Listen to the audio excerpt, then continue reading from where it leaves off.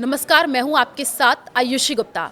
भारत और अमेरिका के बीच हाल ही में हुई ट्रेड डील पर रूस की तरफ से अभी तक कोई आधिकारिक या सीधी प्रतिक्रिया सामने नहीं आई है।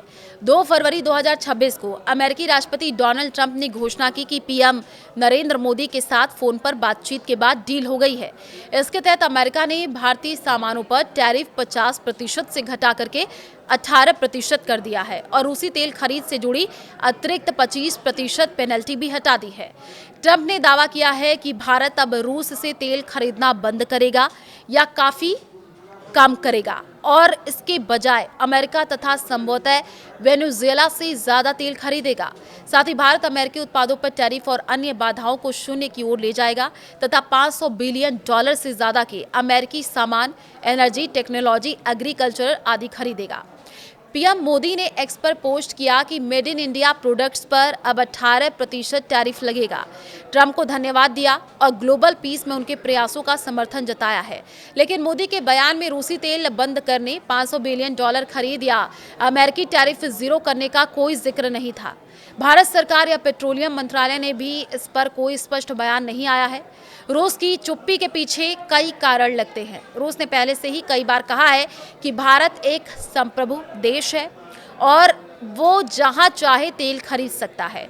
दिसंबर 2025 में पुतिन की भारत यात्रा के दौरान उन्होंने अनइंटरप्टेड बिना रुकावट तेल सप्लाई का वादा किया था और अमेरिकी दबाव पर सवाल उठाया कि अमेरिका खुद रूस से न्यूक्लियर फ्यूल खरीदता है तो भारत को क्यों रोका जाए।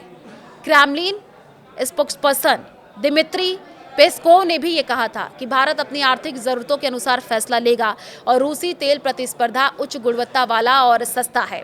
ट्रंप का दावा कि भारत पूरी तरह रूसी तेल बंद करेगा, कई एक्सपर्ट्स ओवर क्लेम मान रहे हैं। भारत पहले से अमेरिकी सैंक्शन के कारण रूसी तेल कम कर रहा है। जनवरी 2026 में करीब 1.2 मिलियन बैरल प्रतिदिन था और फरवरी में 1 मिलियन और मार्च में 0.8 मिलियन तक गिरने की उम्मीद है। लेकिन पूरी तरह बंद करना मुश्किल, क्योंकि रूसी क्रूड $10 से $15 प्रति बैरल सस्ता है। मौजूदा कॉन्ट्रैक्ट्स पूरे करने पड़ेंगे और एनर्जी सिक्योरिटी महत्वपूर्ण है।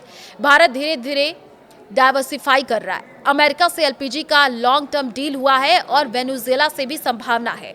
रूस भारत रिश्ते अभी भी मजबूत है। रूस भारत का सबसे बड़ा डिफेंस सप्लायर है। S-400, Su-30 आदि ब्रिक्स और एससीओ में सहयोग जारी है। अगर भारत रूसी तेल काफी कम करता है तो रूस निराश हो सकता है, क्योंकि भारत उसका सबसे बड़ा तेल खरीदार है। लेकिन पब्लिक में रूस स्ट्रैटेजिक पार्टनरशिप पर जोर देकर के बैलेंस बनाए रखेगा। फिलहाल चुप्पी से लगता है कि रूस ट्रंप के दावे को ज्यादा गंभीरता नहीं दे रहा या स्थिति देख रहा है। यह डील ट्रंप के लिए रूस पर प्रेशर बढ़ाने का तरीका लगती है, जबकि भारत ने टैरिफ राहत हासिल के बिना रूस से पूर्ण ब्रेकअप के अगर क्रेमलिन से कोई नया बयान आता है तो स्थिति बदल सकती है। लेकिन अभी रूस की तरफ से कोई तीखी या स्पष्ट प्रतिक्रिया नहीं है।